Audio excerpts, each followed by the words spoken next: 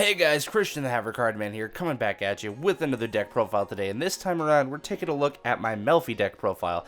But before we get into that, be sure to go check out all the links down in the description below, so you can see all the other channels I'm involved in, like the Coalition of Scrubs and Team Chaos Stream, as well as all the other individual creators that I'm involved with down there as well for you to go check out. And while you're down there, you might as well click that like and subscribe button so you guys can get future content from me like this, as well as some deck reviews, some meta-analysis, some podcasts now, and some other stuff to come. And just show your general support for the channel because you guys are super awesome. You've been killing it so far with that, and I just really love seeing you guys here. So without further ado, let's go ahead and get into today's Melffy deck profile. We'll go ahead and start off with the main deck.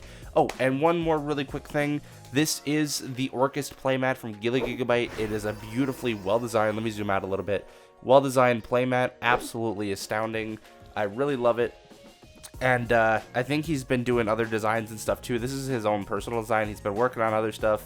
And I really love this. So if you guys want to go support him, go check him out on Twitter. He announces a lot of stuff there. And he's a lot of fun. He has a lot of really cool stuff. So I think you guys should definitely give him a shot. And maybe if he does more playmat designs in the future, you can get one as well like this. And yeah, I'm really loving this thing. So without further ado, let's get going to the profile now. So we'll start off with our play starters here. We're running the triple copy of Rescue Cat because this really, if you can open this up, you can just go straight into all the combos you need. It doesn't lock you into beasts, it just gets you out to level 2 or lower beast monsters from your deck, and you're able to go off with plays from there. So absolutely beautiful card. I love it 1000%. And along with that, we are also running 2 Rescue Rabbit because we do have the targets in here to play Rescue Rabbit, and this does essentially the same thing as Rescue Cat, but not quite the same combos, but it definitely does facilitate a lot, so I really like having the Rescue Rabbit. Now for the actual Melffy lineup, we're running 3 Melffy Puppy because this guy is actually part of our turbo for like the Melffy combo. I've got like a special variation combo that I have done on a live stream, but if you haven't watched the live stream, then yeah, you probably don't know. So 3 Melffy Puppy and then 3 Melffy Catty just because it helps search for more pieces and be able to play more stuff. I do still play like a normal Melffy deck, but at the same time I have like interesting like different combos that I threw in here as well. So you kind of play a little bit of both styles, and I really think it kind of works out, and I've been really enjoying it so far. So 3 Puppy, 3 Catty, just so I can get that kind of engine going. And along with that, we have 2 Fenny, just allows you to keep bouncing stuff around. I think it's just hilarious being able to special summon from your hand, bounce again, and then do some more stuff. It's so much fun. And then we're also running 1 Melffy Pony just to get some resources back. Just helps out a little bit. You don't really need it at more than 1. It is searchable, so it's not even a big deal. And last up for the Melffys here in the main deck, we have 3 Melffy Rabby, and you'll see why we're running 3 later. And honestly, at first I wasn't including this, and then I found some cards, and I'm like, yep, okay, I need to throw this in now. So I'm really glad I have it, and it's been doing a lot for me so far. I definitely think you guys should run it if you are playing Melffys. So up next here, we are also running 2 Valeraphon, the Mythical Beast of the Forest, another tuner, level 2, that will let us special summon from our graveyard. Most of the times, it is going to be a Rescue Rabbit, or a Rescue Cat target, and means to use Needle Fiber. But having 2 copies is good, because if you hard draw it, you can always use it for some stuff too. It's a lot of fun, especially later game. Next up, we're running 1 Hoppier Squadron, being able to synchro summon using him from our hand and a monster on our field. Super great. There's a lot of fun synchro plays in here, a lot of which are even numbers, so using the level 2s makes it a lot of fun. And it's really it's great to be able to surprise your opponent with this guy. And he's searchable with puppies, so I really like him. Well, no, I think it's Catty actually you want to use for him, but still. We are running the 1 Calantosa, Mythical Beast of the Forest, because we can use this guy if we special summon it off of a beast effect like a puppy, then we're allowed to pop a card. So it's a free disruption, especially like I said, if we have the puppy on the field. Super handy to have. Only really need is a 1 of those, because I'm pretty sure you can only use its effect once per turn, which is totally okay. It's just good to have the pop. Next up, our Needle Fiber target is X-Saber Arabellum, because he is a level 3. Notice that, it's very important, and he is a tuner. That's really the only thing we need him for, just that he's a level 3 tuner beast. So, and Earth is also important. So this next card is like my big tech for the deck that I think is absolutely hilarious, and I kind of almost centered the strategy around it a little bit. Not like entirely, but it's a really good card, and I have a lot of fun using it. And that would be our 1 copy of Road Nut. Now, the way that I turbo around with this is with using our Melffy puppy. I can use our Melffy puppy to bounce it back to the hand and special summon the Road Nut for the deck, and then I have stuff to protect the Road Nut on field. But basically, if you don't know what Road Nut does, it's just whenever your opponent special summons a monster, he gets a nut counter, and then when it's your turn, you can remove one nut counter from him to destroy one monster your opponent controls. So it's not a once per turn either, so you can just fill them up with nut counters during your opponent's turn as they're special summoning and going off their combos, which you could special summon him during their turn too. So then once you get that, your Road Nut just gets filled with counters, and then comes your turn if he's still alive. You can use him to be able to just pop your opponent's field and then be able to go off your place. So I think it's absolutely hilarious, and I love playing the Road Nut. It catches a lot of people off guard, but once they read the effects, a lot of people can play against it just fine. So that's why we have plenty of other combos and ways to protect this card. So that being said, next up here we have one copy of True King Lithosagum, because it really works in this deck since pretty much everything is Earth. I mean, it's not the greatest having this stuff in the graveyard, but being able to get his extra deck snipes it's great. So that's it for the monsters. We'll go ahead and move on to the spell cards next, which has more of our starters, funny enough. So obviously, level 2 beast deck, we have to be running the 3 Obedience Schooled. Yes, this card does lock you into beast monsters for the rest of the turn, but if you open up this and a Rescue Cat, you get 5 beasts on the field. It's just game. Like, your opponent's not going to be able to stop you. You just have like full wombo combo at that point. And yeah, so you just open up the Obedience Schooled, play it, and then throw out your Rescue Cat, and you get 5 monsters on field. You can do a lot of things with that, even if it's just specifically beast. So definitely recommend this at 3. So next up here, we've got our Melffy cards that you're going to be searching off of some of our ranked monsters in the extra deck. So we got 2 Melffy Hide and Seek. I think this is the more important spell card because it allows you to recycle resources and be able to draw cards. So it's like a mini Pot of Avarice, and it also protects your beast. I think this is really good for playing the long grindy matches. You're definitely going to want to, it would not hurt to see this in your opening hand, but at the same time you can also search it. So I think 2 copies is ideal, because if one gets destroyed, you can at least get another copy and still be able to use it. So I think it's really good to have it too. I don't think you need more than that. I don't really think you need less than that. So next up here, we are running the 1 copy of Melffy Tag. Once again, you don't really need to run more than one because it's just overkill. It just special summons you a Melffy from the graveyard. You also have your pony to help recur resources. They're both searchable, so it's not really too big of a deal on recursion there, especially because, like I said, you also have the Melffy Hide and Seek, which will reset stuff in your deck anyways, and then you can just draw more cards and get even more resources. So I feel like the tag is not nearly as important as the Hide and Seek. So next up here, this is kind of another interesting tech choice that I threw in this deck. We're running the 2 copies of Painful Decision because we can dump one of our Melffy Rabbies to the graveyard and be able to add another one to hand.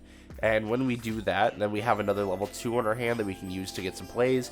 If nothing else, if we really don't have anything else in our hand somehow, like if we just brick that hard, then we can just get the Melffy Rabby. It's like a 2100 defense or something like that. It's a pretty high level defense monster for level 2 normal monster. It's got a pretty high defense.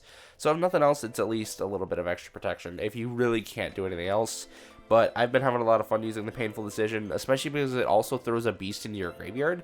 So you can use your Valeraphon at that point. Like if you normal summon the Valeraphon and you have a Painful Decision in hand, you can dump a monster so you can actually activate your Valeraphon's effect to be able to get a monster from the graveyard. And suddenly you've got either a rank 2 or a Synchro for 4. So really good there. Next up, we also have 2 Power of the Guardians. This is ultimately what we're using to protect our Road Nut, because if we can get this on field, our Road Nut is most likely, it's at least going to be safe from battle. If you can get spell counters on it early enough, you can somehow keep it safe from effects, I believe. Yeah, if it's destroyed by battle or card effect, you can remove 1 spell counter from this card instead. So if you can somehow make that work, I mean, yeah, that's great. But it's really just, once again, there to protect the Road Nut and help keep it safe. Because we do have means to stop effects. They're not always guaranteed, but I mean, this is pretty good. So last 2 spell cards here, we are running 1 Scapegoat just because it does summon you 4 level 1 beast tokens, which allows you to do a lot of things, especially if you do it on your opponent's turn. You can keep the token somehow, then you can go into your turn and you can get some pretty fun combos off of just these 4 tokens, as a lot of decks are able to do. Then we're also running the 1-for-1 once again to be able to target that Road Nut and bring it out easily. It's just more access to the card, and it's also another monster that we can summon to the field, so I mean, not going to be mad about that in the slightest. So that's it for the spell lineup. We'll go ahead and check out the traps really quick. we are running the one Melffy Playhouse, just because, once again, this is searchable off of your extra deck plays. So you can search it, and it is an extra disruption. I don't think you can really reset it through resources. I'm pretty sure Melffy Hide and Seek is specifically in monsters. Yeah, target 3 beast monsters in your graveyard, different names. So you can't really recycle the Playhouse, but I mean, you could probably play this at 2. I don't think it's really necessary, though. Once again, I'm not, like, super Exceed focused in this deck. I do have the Exceed engine in here, but for the most part, it's actually a Link and Synchro combos. So I'm really not too concerned about this card. Once again, it is good extra disruption. If that's the play you need to make, go for it, but it's probably not the best play. And next up here, to go with our Power of the Guardians, we are running the triple Armory Call, so that when we got Rodent on field, we can activate this during our opponent's turn, and be able to equip that Power of the Guardians straight from the deck. Well, add it to our hand, and then equip it, but that's totally fine. Doesn't really matter that much. So that's it for the main deck. Let's go ahead and move on to the extra deck here. So I will start off with the Exceed engine just to get out of the way, because it is still good. Don't get me wrong, it's just not the main focus of this deck. The Exceeds are more for the defensive plays, and the rest of the cards are for the offense. So, starting off here, we are running 2 Melffy of the Forest, because this guy allows us to search our cards. If we don't open the puppy in hand, but we have the access to go into the rank 2, we can summon this guy out, be able to search the puppy, or if we really need to, we can search out our Melffy Playhouse, or either of our other Melffy cards to be able to get some disruption.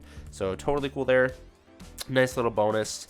And then we do also have one Melffy Mommy along with it. If we get this out with like a bunch of materials, I'd say we Obedient Schooled and Rescue Catted at the same time. We just get a bunch of materials on it. It is a pretty good little body. It's not going to do a whole lot for you, because I believe it's still going to be destroyed by card effects. So Melffy Mommy's not insane, but it's a fun card. It's neat. It's worth having in here, at least at 1.